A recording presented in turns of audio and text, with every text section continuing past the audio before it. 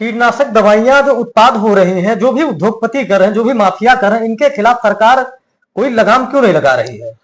नहीं, सरकार लगाम इसलिए नहीं लगा रही, सरकार को चुनावी चंदा चाहिए। मान लीजिए कि 40,000 करोड़ रुपए का किसी कंपनी ने व्यापार किया तो उसमें 6,000 करोड़ रुपए या 10,000 करोड़ रुपए उसमें से अतिरिक्त वो बजट निकालते हैं जो सत्ता में पार्टी है उसको, उसके बाद जो छोटे अन्य दल हैं विपक्षी पार्टियों को, सभी को उसमें से वो चंदा देने का काम करते हैं। और इसीलिए आज संगठन तो आवाज उठा रहे हैं। आप समझिए कोई भी राजनीतिक दल इन सब चीजों पर कोई बात करना नहीं चाहता है, इसीलिए वो बात नहीं करते। अगर इस पर बात करेंगे, आवाज उठाएंगे तो उनका चंदा बंद हो जाएगा, और जब चंदा बंद होगा तो उनकी आर्थिक स्थिति किसानों की जैसी हो जाएगी, कैसे वो चुनाव लड़ेंगे। मैं इसके लिए सबसे बड़ा जिम्मेदार देश की तमाम राजनीतिक पार्टियों को, और जो आज सत्ता में है सबसे बड़ा जिम्मेदार मैं इनको मानता हूं।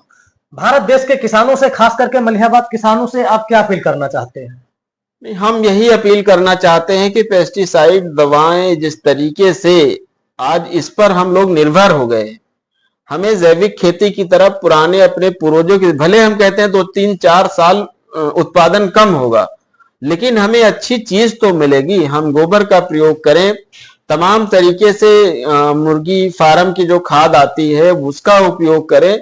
गांव में मेन जो है गाय का गोबर है, और जो घरों का कूड़ा करकट निकलता है उससे तमाम तरीके की पहले इसी से खेती होती थी और हम लोग स्वस्थ थे। आज इतनी मिलावट है कि खादों की वजह से एक तो समय पर मिलती नहीं, सरकार समय पर, इस समय बुआई का सीजन, धान खरीफ फसलों का सीजन है, लेकिन केंद्रों पर खाद नहीं है।